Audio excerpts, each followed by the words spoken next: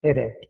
So in this video, I'm going to cover what query fanout is and how that has impacted uh, marketers' SEO in general. Let me take you back a couple of months when this was first announced, and you guys would be knowing about Google's AI mode, right? In AI mode, basically what happens is you can write longer prompts and you can give like a very extensive query, and then it'll give you an answer for that query. How does it do it? Now, what happens basically is that when you do a traditional search, you're putting some kind of a keyword, and then it it gives you links and knowledge graphs and Wikipedia articles, maps, and those kind of things on the search results, right? And then you have to figure out where to go and which one will give you the answer for the question that you have asked. In AI mode, you basically get a consolidated, processed answer for your question. The way it does is that Google basically takes your prompt, splits it into multiple queries based on whatever you have asked, and then searches for each of those queries and gets the answers, processes it, and then gives you a consolidated, proper English answer to it. English or any language, whichever language you have asked, right? Now, this process of splitting one query into multiple and then searching each one of them separately and then processing it together is called query fanout. Now, let's look at an example and kind of understand what is happening, right? So I'm going to share my screen, and then we will look at what happened when it comes to query fanout. I've just searched something on the screen, right? And what you see here, this section is the prompt, right? So I've basically written that I have to do a science project for my 10th grade school assignment. The theme of the project is space. What projects can I build with a simple household objects in under 2 days?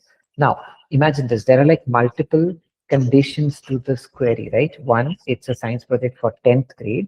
So you can't give me something for first grade. There is a theme to it, which is space. Then you also have to build that project with household objects and in under 2 days, right? So there are like a lot of these conditions in my question, right?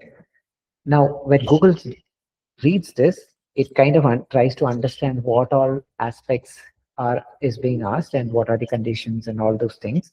And then it goes out into the internet and splits this query into multiple queries. So the queries could be like, what are all the science projects that you can do for the 10th grade? Or which science projects will take under 2 days? Which science projects can be done with household objects? Which science projects can be done for space? All of these are like separate queries. It will get answers for it. It will go through the links, the knowledge graphs, and all of those kind of things that are typical SERP features on Google. And it will collect it, collate it, formulate an answer, and then give me an answer that you see here. This is the answer that it created. So this process of spanning out the query into multiple subqueries and going ahead with the search and giving an answer is called query fanout technique. Now, Google explains this in one of the videos, which I will link it in the description, so you can look at the exact explanation that Google gives.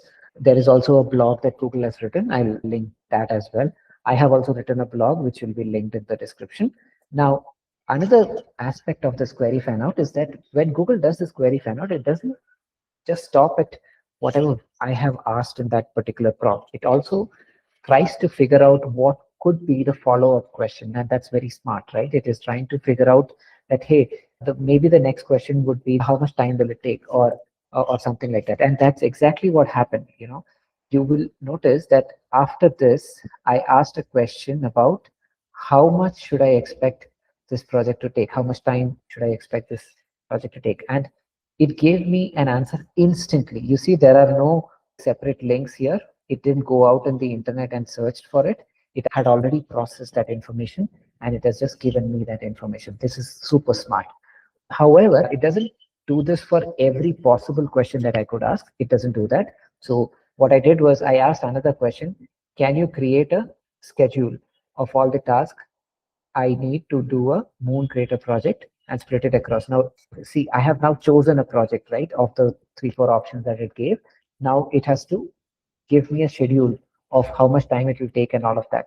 Now, you would notice that now in this case, it has given me another set of links and all that to explore, and it has prepared another answer.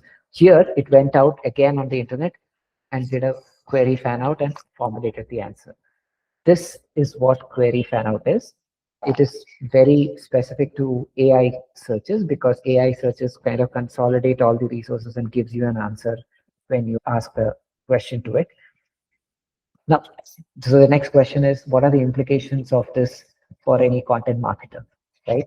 Well, there are many, but one of them that stands out is that earlier we used to, kind of optimize for a keyword, right? If let's say I'm a company that blogs about science project because I sell maybe science project toys or something like that, and I have written certain blogs on it. Earlier, I used to just optimize for certain keywords, and that was enough.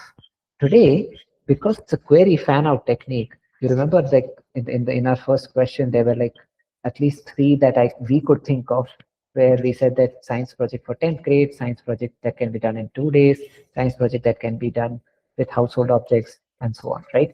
All of these are separate topics, and we want, as a content marketer, if we were to dominate this topic, we want to rank for each and every query fan out that happens, each and every subquery in that fan out, right?